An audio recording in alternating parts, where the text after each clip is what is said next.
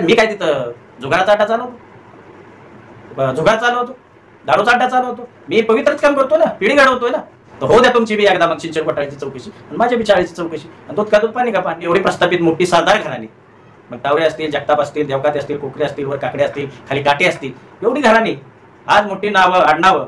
आणि त्या गावातल्या काय काय लोकांची यावं उदाहरण सांगायचं झालं तर कितीतरी आज लोकांच्या हयाती गेल्या. आता किशोर बापूंना जवळ 80 वय गाठत आली. 80 वयाव्या वर्षी तुम्ही चेअरमन करता आणि तुमच्या मुलांनी असा काय सोन्याचा चमचा घेतला की त्याला कुठलाही समाजकारणाचा गंध नाही, राजकारणाचा गंध नाही. तुम्ही डायरेक्ट त्यांना लोकसभा, विधानसभा म्हणजे आम्ही तुमच्या नुसत्या पालख्यात व्हायच्या का? सोमेश्वर कारखाना हा काकड्यांनी काढला आणि ह्यांनी भडकावला. माळेगावचा कारखाना शेंबेकरांनी काढला. ती संस्था सुद्धा आज कुणाच्या ताब्यात आहे? भावनगरचा कारखाना जचकांनी काढला. आज ती संस्था कोणाच्या ताब्यात आहे? विकास काय केला? तुम्ही दुसऱ्याच्या संस्था ताब्यात घेतल्या. तुम्ही काय करताय बारामती तालुक्यात? तुमची सुद्धा आतून हुकुमशाहीच आहे आणि प्रस्थापित शाही चालू आहे ना. इतर घराण्यांना कधी तुम्ही पुढे येऊन दिलं? म्हणून दुसऱ्यांना म्हणताना आधी आपल्याकडे विचार कुठे येतात हे बी तुम्ही पाहिलं पाहिजे. ही मात्र खरे की पवारांनी बाजारात गिरण आणली, पण ती आणली ती बंदच अवस्थेत आहे. आज कितीतरी लोकांना त्या ठिकाणी बेरोजगार व्हावं लागलं आणि मग ते का चालू करत नाही? शिक्षण संस्था काढल्यानंतर किती तिथं सर्वसामान्य कुटुंबाला, दुर्बल घटकाला त्या ठिकाणी बाबा मोफत शिक्षण मिळते. म्हणजे तुम्ही तुमच्या विकासासाठी प्रत्येक गोष्ट आणली. नगर विद्या प्रसारक मंडळामध्ये 7-8 महिने त्या कर्मचाऱ्यांना पगार सुद्धा मिळत नाही. कशी कुटुंब चालवायची? 25 वर्षांनी त्यांना परमनंट केलं. लक्षात घ्या. शिक्षण मोफत बंद केली, रोजगार परमनंट होत होते ते कॉन्ट्रॅक्ट पद्धत केली, रोजंदारी सिस्टम आणली. आज महागाई कुठे गेली याच्यावरती कोण बोलतंय का? ज्याला त्याला विकास पडलाय पण स्वतःच्या कुटुंबाचा पडलाय. राजकारण्यांचं जीवन जेवल्याशिवाय खरं नसतं. त्यामुळे ह्यांनी शब्द देणं आम्हाला त्यांनी लिहून द्यावं बॉन्डवर. बारक्या छोट्या पक्षांना फक्त योजना थ्रोच करा. आघाडीचा धर्म आम्हीच पाळायचा, मर्यादा तुम्ही खायचा आणि धर्म आम्ही पाळायचा. हे कुठल्या शब्दात बसतं? पास झालं. आता किती दिवस तुम्ही ह्यांच्या पालख्या वागवा? 50 वर्ष झालं ह्यांचीच आपण पालख्या वागवायच्या. आम्ही शिक्षण संस्था आमच्या जीवावरती, आमची बापजाद्याची कुठल्याही प्रकारची इस्टेट नसताना सर्वसामान्य कुटुंबातून आम्ही तिथं सर्वसामान्याची मुलं घडवतोय. शिक्षण संस्था उभी केली, खरं तर प्रवासात उभी केली आणि तुम्ही राजकारण सामाजिक ठिकाणी आणता. मी काय तिथं जुगाराचा अड्डा चालवतो, जुगार चालवतो, दारूचा अड्डा चालवतो? मी पवित्रच काम करतो ना, पिढी घडवतोय ना. आणि मग तुम्हाला जर एखादा एवढा उघड बोलत असेल ते लागत असेल तर हो द्या तुमची बी एकदा मग सिंचन घोटाळ्याची चौकशी आणि माझ्या बी चाळीची चौकशी. दूध का दूध पाणी का पाणी विषय घेतला. 22 गावाचा पाण्याचा प्रश्न असेल. आज ती बिचारी सुद्धा किती वर्ष झालं ह्यांना लीडवर सगळ्यात जास्त देण्याचं काम 22 गावांनी केलं, पण ह्यांच्या कधी पाण्याचा प्रश्न सोडवला? ह्यांच्या शब्दाला ह्यांना नाव विश्वास न ठेवता आता संधी आलेली आहे, ह्यांना दाखवून द्या. आणि ह्यांना एखादा तिसरा पर्याय चांगला जर असेल त्याला त्या ठिकाणी तुम्ही सर्वांनी निवडून द्या आणि ह्यांना एकदा कळू द्या की जनता जनार्दन ही काय तुमची मांडलिकत्व घेणारी नाही, तुमच्या दारात कधीही पडलेली नाही. अन्यथा तुम्ही जर पटत नसतील दोघं तर ह्यांना नोटा पर्याय वापरा आणि ह्यांना कळू द्या की बारामतीतली सुद्धा जनता आता सुज्ञ आहे, तुमच्या मागे पडणाऱ्यातली नाही. हीच आपल्याद्वारे या ठिकाणी मी आवर्जून सांगतो. नुकतेच बारामतीमध्ये संभाजी ब्रिगेडची बैठक झाली. या बैठकीमध्ये आपण लोकसभेच्या निवडणुकीवरती बहिष्कार टाकण्याचा निर्णय घेतला. काय नेमकं काय कारण आहे? आमचे संभाजी ब्रिगेडचे महाराष्ट्र कार्यकारिणीचे अभिमन्यू पवार साहेब आणि मनोज गायकवाड, आमचे संभाजी ब्रिगेडचे प्रदेशाध्यक्ष मनोजी आखरे, प्रदेश महासचिव सौरभदादा खेडेकर यांनी दोघांना निरीक्षक म्हणून आमच्या पुणे जिल्हा बारामती लोकसभेच्या सर्व जिल्हा बॉडीची त्या ठिकाणी मिटिंग घेऊन की बाबा महाराष्ट्रामध्ये महाविकास आघाडी उद्धव गटावर आमची युती असल्यामुळे महाविकास आघाडीबरोबर आपल्याला त्या ठिकाणी काम करावं लागेल अशी त्यांनी त्या ठिकाणी त्यांची भूमिका व्यक्त केली. परंतु आम्हाला इथं स्थानिक पातळीवर काही कारण बाबा आम्हाला कुठल्याही प्रकारचं त्यांच्याकडून त्या पद्धतीची वागणूक मिळत नाही आणि त्यापेक्षा गेले 8 महिने मनोज जरांगे पाटलांनी जो मराठा आरक्षणाचा लढा उभा केला त्याच्यामध्ये मराठा समाज म्हणून आम्ही त्याच्यात ॲग्रेसिव्ह होतो आणि मराठा समाजाची ना महाविकास आघाडीने प्रश्न सोडवले आजपर्यंत ना महायुतीने सोडवली आणि मग दोघांनीही कधीही या प्रश्नाला गांभीर्याने घेतलेलं नाही. त्यामुळे आम्ही आमच्या नंतर बसून स्थानिक पातळीवर ठरवलं की आपण या बारामती लोकसभा निवडणुकीवर बहिष्कार टाकायचा. असं असलं तरी आपलं नेहमीच घराणेशाही असेल, हुकुमशाही असेल, दंडेलशाही असेल याच्यावरती आपण नेहमी बोलत असतात. मग या गोष्टींचा कुठेतरी प्रभाव दिसतो निर्णयामागं? हा ना. आता एकीकडं पवार फॅमिली इतरांना म्हणते हुकुमशाही पद्धत आहे, घराणेशाही पद्धत आहे, परंतु माझा सुद्धा बारामतीचा नागरिक या नात्याने मी त्यांना प्रश्न विचारतो की तुम्ही काय करताय बारामती तालुक्यात? तुमची सुद्धा आतून हुकुमशाहीच आहे आणि प्रस्थापित शाही चालू आहे ना. इतर घराण्यांना कधी तुम्ही पुढे येऊन दिलं? दुसऱ्यांना म्हणताना आधी आपल्याकडे बी 4 बोटं येतात हे बी तुम्ही पाहिलं पाहिजे. एका बाजूला तर बोललं जातं की पवार कुटुंबियांनी किंवा पवार घराण्यांनी बारामतीचा प्रचंड विकास केलाय. काय आपलं काय निरीक्षण झालं? आता बरोबर आहे तुम्ही जो प्रश्न विचारला की बाबा ते एकीकडे त्यांनी विकास केला, तर विकास काय केला? विकास यांनी केला, यांनी स्वतःचा विकास केला हा माझा पहिला मुद्दा आहे. आणि विकास केला म्हणता तर मग सोमेश्वर कारखाना हा काकड्यांनी काढला आणि ह्यांनी भडकावला. माळेगावचा कारखाना शेंबेकरांनी काढला, ती संस्था सुद्धा आज कोणाच्या ताब्यात आहे. भावनगरचा कारखाना जाचकांनी काढला, आज ती संस्था कोणाच्या ताब्यात आहे. विकास काय केला तुम्ही? दुसऱ्याच्या संस्था ताब्यात घेतल्या. आता कारखानदारीचं हे झालं, पांधाऱ्यात सूतगिरण होती, जी पांधाऱ्यात ही मात्र खरे की पवारांनी पांधाऱ्यात सूतगिरण आणली, पण ती आणली ती बंदच अवस्थेत आहे. आज कितीतरी लोकांना त्या ठिकाणी बेरोजगार व्हावं लागलं, आणि मग ते का चालू करत नाही? असे नाना प्रश्न आहेत. आणि आता तुम्ही शिक्षण संस्था त्यांनी काढल्या, विकासच म्हणता, तर त्या शिक्षण संस्था काढल्यानंतर किती तिथं सर्वसामान्य कुटुंबाला, दुर्बल घटकाला त्या ठिकाणी बाबा मोफत शिक्षण मिळते. म्हणजे तुम्ही तुमच्या विकासासाठी प्रत्येक गोष्ट आणली, इंडस्ट्री आणली, ठीक आहे, विकास केला, इंडस्ट्री आणली, पण त्या इंडस्ट्रीमध्ये प्रॉपर इथला बारामती लोकसभा मतदारसंघातला कामगार तिथं प्रॉपर काम करतो. मग तिथं कधी तुम्ही डोंकून पाहिलं का तिथं काय त्रास होतो? असं असलं तरी बऱ्यापैकी सर्व शिक्षण संस्थांमध्ये स्थानिक लोकांनाच काम मिळालेलं आहे. आणि मागच्याच एक मला वाटतं 3-4 महिने झाले असतील की काही जवळपास 100-125 लोकांना परमनंट करण्यात आले शिवनगर विद्याप्रसारक मंडळामध्ये.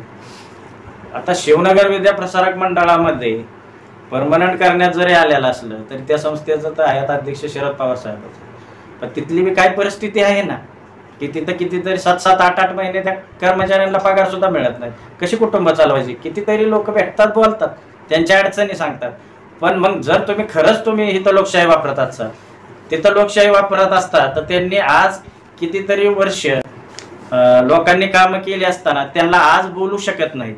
25 वर्षांनी त्यांना परमनंट केलं, लक्षात घ्या. म्हणजे किती दिवस? मग एकीकडं तुम्ही सांगता की कितीतरी आज तुम्ही राजकारण्यांनी काय केलं? शिक्षण मोफत बंद केली, रोजगार परमनंट होत होते ते कॉन्ट्रॅक्ट पद्धत केली, रोजमदारी सिस्टम आणली. आज महागाई कुठे गेली याच्यावरती कोण बोलतंय का? ज्याला त्याला विकास पाडलाय, पण स्वतःच्या कुटुंबाचा पाडलाय. जनतेच्या विकासाची काळजी कुणाला आहे? ठीक आहे, एका बाजूला मराठा आरक्षण, दुसऱ्या बाजूला विकासाच्या मुद्द्यावर आपण बोललो, मात्र केवळ मराठा आरक्षणामुळेच आपण हा बहिष्कार टाकलेला आहे की याला बाकी काय कारण आहे? मराठा आरक्षण तर हा महत्वाचा मुद्दा आहे, कारण तो आज आमच्या जिव्हाळ्याचा आहे, आमच्या आज लेकरा बाळांचा आहे. कारण ह्यांच्या पिढ्यांना त्याची गरज नाही हो, कारण ह्यांची नातवंड, ह्यांची परतोंड सोन्याचा चमचा तोंडात घेऊन आले. आज आमच्या पिढ्या खालाच झाल्या. आज या तालुक्यात सांगायचं झालं तर मोठमोठी घराणे आहेत, काकडे आहेत, जगताप आहेत, कोकरे आहेत, देवकाते आहेत, तावरे आहेत, एक नामांकित या बारामती तालुक्यात नाव आहे. पण आज ही म्हणायला आडनावं राहिली. आज ह्यांच्या घरातल्या बालांच्या शिक्षणाचे कितीतरी प्रश्न येतात. आज मग तो धनगर समाजाचा एसटीचा प्रश्न असो, मराठा समाजाचा ओबीसीचा प्रश्न असो, कुठल्या प्रश्नाला ह्यांनी कधी खासदार आमदार म्हणून गांभीर्याने घेतले? बाय चान्स उद्या समजा आता दोन्ही बाजूला पवारच आहेत, उद्या समजा शब्द दिला तर तुम्ही काय करणार? शब्द त्यांनी जरी दिला, कारण ह्यांच्या विश्वास नाही. कारण सांगतो तुम्हाला, कारण मीच अनुभवलेले आणि जनतेला या गोष्टी माहीत नसतात. कारण मी सुद्धा विधानसभेला संभाजी ब्रिगेड मार्फत मागच्या विधानसभेला फॉर्म भरलेला होता. फॉर्म भरलेला असताना याच अजित पवारांनी त्यांच्या काही नेत्यांच्या मार्फत आमची मध्यस्थी बैठक केली. त्यावेळेस त्यांनी मला 2 दिवस झालं सांगत होते की बाबा हा फॉर्म काढा, सहकार्य करा, मला त्या ठिकाणी सहकार्य करा, आम्ही तुमचं कंपनीचं जे 10 झालेले सस्पेंड असतील, 200 कामगारांचा प्रश्न असेल, हे सोडवून देण्याचा त्यांनी शब्द दिला. पण तो शब्द किती त्यांनी पाळला हा बी त्यांना विचारा ना. म्हणजे राजकारण्यांचं जीवन जेवल्याशिवाय खरं नसतं. त्यामुळे ह्यांनी शब्द देणं आम्हाला त्यांनी लिहून द्यावं बॉन्डवर की बाबा आम्ही हा निश्चितच तुमचा प्रश्न सोडवू ह्या निवडणुकीनंतर. परंतु निवडणूक हा लोकशाहीचा एक विभाज्य घटक आहे, विभाज्य अंग आहे लोकशाहीचा. मग अशा परिस्थितीमध्ये एका बाजूला जरांगे पाटलांना आपण मानता, मराठा आरक्षणाच्या माध्यमातून आज ते सर्व महाराष्ट्र, सर्व देशामध्ये पोहोचलेले. मग जरांगे पाटलांनी एक आव्हान केलेलं आहे की प्रत्येक ठिकाणी मराठा उमेदवार द्या किंवा उमेदवार उभे करा लोकसभेसाठी. आपण बारामतीतून असा उमेदवार का देत नाही ना? आमची या संदर्भातली जरांगे पाटलांनी ज्यावेळेस सांगितल्यानंतर आम्ही मिटिंग झाली आमची, त्या ठिकाणी मराठा समाजाची इच्छुक उमेदवारांची यादी सुद्धा केली होती. परंतु 30 तारखेला जरांगे पाटलांनी पुन्हा, आणि तो जरांगे पाटलांचा योग्य मुद्दा होता की बाबा आपल्याला कोणाचाही टीप करू नको, कारण आपण उमेदवार उभे केल्यानंतर आपल्याला त्यातून काही साध्य होणार नाही. त्यापेक्षा आता लोकसभेचा आवाका मोठा असतो, यंत्रणा मोठी लागते, त्यापेक्षा आपण ही निवडणूक कुठलेही उमेदवार उभे न करता ज्यांनी याला विरोध केलाय त्यांना पाडा आणि येणाऱ्या विधानसभेला ह्याचा वचपा काढू. परंतु एका बाजूला छोटे छोटे पक्ष एकत्र येत आहेत, मोठ्या पक्षाची युती करतायत. आता आपल्याही संभाजी ब्रिगेडचाही पाठिंबा मिळालेला आहे. अशी परिस्थिती असताना आपण हा विरोधाचा बंडाचा झेंडा हातात घेतलेला आहे आणि थेट लोकसभेच्या निवडणुकीवरती आपण बहिष्कार टाकलेला आहे. आपलं असं कुठे निरीक्षण राहिलं नाही? छोट्या पक्षांचा फक्त वापरच होतोय का निवडणुकीसाठी? आपलं काय निरीक्षण आहे? निश्चितच, म्हणजे तुम्ही हा प्रश्न विचारला हा बरोबर आहे. कारण बारक्या छोट्या पक्षांना फक्त योजना थ्रोच करतात. आज आमची उद्धव गटाबरोबर युती आहे, मान्य आहे. आम्हाला वरिष्ठ पातळीवर तसे महाराष्ट्रभर आदेश आहेत, पत्र आहेत. परंतु आज आम्हाला कुठल्याही प्रकारचं त्या ठिकाणी एवढं प्रचार यंत्रणा सुरू झाल्या, दुनिया झाल्या, यांनी एकदाही तसदी घेतली नाही फोन करून. आमचे जिल्हाध्यक्ष असतील, इतर जिल्हा बॉडी असतील, यांना तसदी घेतली नाही. किंवा मोठे मोठे बॅनर लावतायत, आघाडीतल्या सगळ्या नेत्यांचे फोटो टाकतात. मग संभाजी ब्रिगेडचे आमचे युग पुरुष पुरुषोत्तम खेडेकर, जे आमचे संस्थापक अध्यक्ष आहेत, मनोज आखरे प्रदेशाध्यक्ष आहेत, सौरभ खेडेकर महासचिव आहेत, तुम्ही ह्यातल्या आमचं म्हणणं आहे की खेडेकर साहेबांचा त्या बॅनरवर फोटो लावला पाहिजे ना. मग तुम्ही एकीकडं आघाडीचा धर्म आम्हीच पाळायचा, मर्यादा तुम्ही खायचा आणि धर्म आम्ही पाळायचा, हे कुठल्या शब्दात बसतं? आता बोलताना आपण बोललात की मागील काळामध्ये विधानसभेसाठी आपण उमेदवारी अर्ज भरलेला होता. यावेळेस काय भूमिका राहणार आहे आपली? निश्चितच येणाऱ्या काळात आमची भूमिकाच राहणार आहे की विधानसभेला ही निवडणूक झाल्यानंतर पूर्ण ताकदीने या बारामती तालुक्यात गाव ना गाव आणि प्रत्येक या तालुक्यातल्या प्रत्येक आडनावाला आव्हान करतो, येणाऱ्या काळात बास झालं. आता किती दिवस तुम्ही ह्यांच्या पालख्या वागवा? 50 वर्ष झालं ह्यांचीच आपण पालख्या वागवायच्या. अरे आज आपली इतर आडनावं एवढी प्रस्थापित मोठी सरदार घराणे, मग टावरे असतील, जगताप असतील, देवकाते असतील, कोकरे असतील, वर काकडे असतील, खाली काटे असतील, एवढी घराणी आज मोठी नावं आडनावं आणि त्या गावातल्या काय काय लोकांची यावं उदाहरण सांगायचंच झालं तर कितीतरी आज लोकांच्या हयाती गेल्या. आता केशव बापूंना जवळ 80 वय गाठत आली. 80 वर्षी तुम्ही चेअरमन करता आणि तुमच्या मुलांनी असा काय सोन्याचा चमचा घेतला की त्याला कुठलाही समाजकारणाचा गंध नाही, राजकारणाचा गंध नाही, तुम्ही डायरेक्ट त्यांना लोकसभा विधानसभा म्हणजे आम्ही तुमच्या नुसत्या पालख्याच व्हायच्या का? आणि आता हे सुद्धा बारामतीतल्या तालुक्यातल्या या आडनावांनी समजून घ्या की येणाऱ्या काळामध्ये आपल्या सर्वसामान्य कुटुंबातला, मग मी असो, एक वेळ मी नसलोच चालेल, एखाद्या सर्वसामान्य कुटुंबातला जर त्या ठिकाणी आमदार खासदार होत असेल तर संभाजी ब्रिगेडचा पदाधिकारी या नात्याने मी तिथं सरळ हाताने त्या उमेदवाराला मदत करेल. एक दुसरा एक सर्वात महत्त्वाचा प्रश्न आहे की आपण एक शिक्षण संस्था चालवत आहे. वारंवार हे कानावर येतं की आपल्या शिक्षण संस्थेची चौकशी लागली. काय म्हणजे नेमकं काय प्रकार आहे?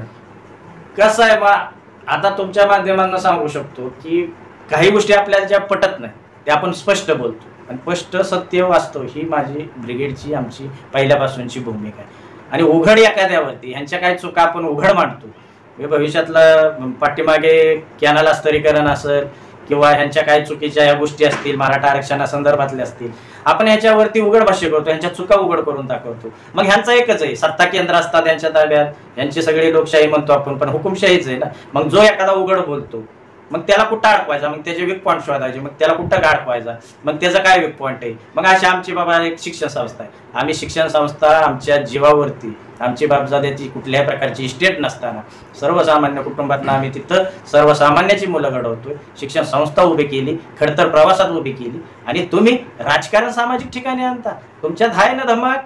आम्ही जे आरोप करतो, मग मी मध्ये एक माझी पोस्ट होती तुम्ही वाचली असं की तुम्ही जशी माझ्या शाळेत मी काय तिथं जुगाराचा अड्डा चालवतो,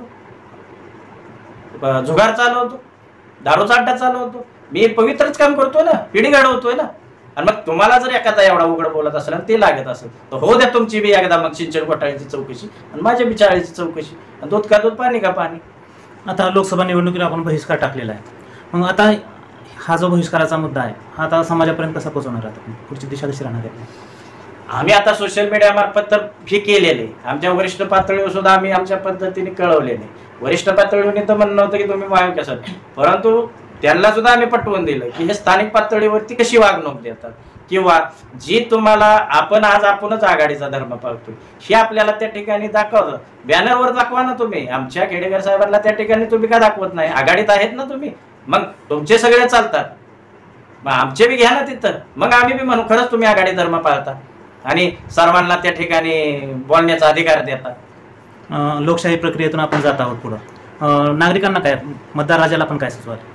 मतदार राजांना माझं एकच आव्हान आहे की बाबांनो, आजपर्यंत त्यांनी आपल्या 50 वर्ष झालं नुसत्या विकास विकास विकास विकास किती झाला, सार्वभौम विकास कुणाचा झाला, जनतेचा विकास किती झाला. आज आपण बघतोय गॅस किती झाला, महागाई किती झाली.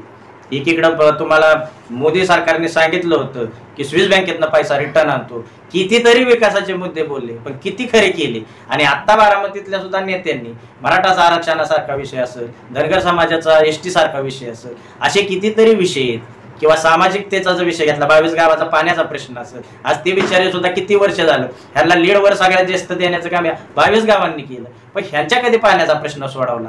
असे नाना मुद्दे आहेत. आणि मग मी जनतेला आवाहन करतो की ह्यांच्या शब्दाला यांना नाव विश्वास न ठेवता आता संधी आलेली आहे, ह्यांना दाखवून द्या. आणि ह्यांना एखादा तिसरा पर्याय चांगला जर असेल त्याला त्या ठिकाणी तुम्ही सर्वांनी निवडून द्या. आणि ह्यांना एकदा कळू द्या की जनता जनार्दन ही काय तुमची मांडलिकत्व घेणारी नाही, तुमच्या दारात कधीही पडलेली नाही. अन्यथा तुम्ही जर पटत नसतील दोघं तर ह्यांना नोटा पर्याय वापरा आणि ह्यांना कळू द्या की बारामतीतली सुद्धा जनता आता सुज्ञ आहे, तुमच्या मागे पळणाऱ्यातली नाही. हीच आपल्याद्वारे या ठिकाणी मी आवर्जून सांगतो.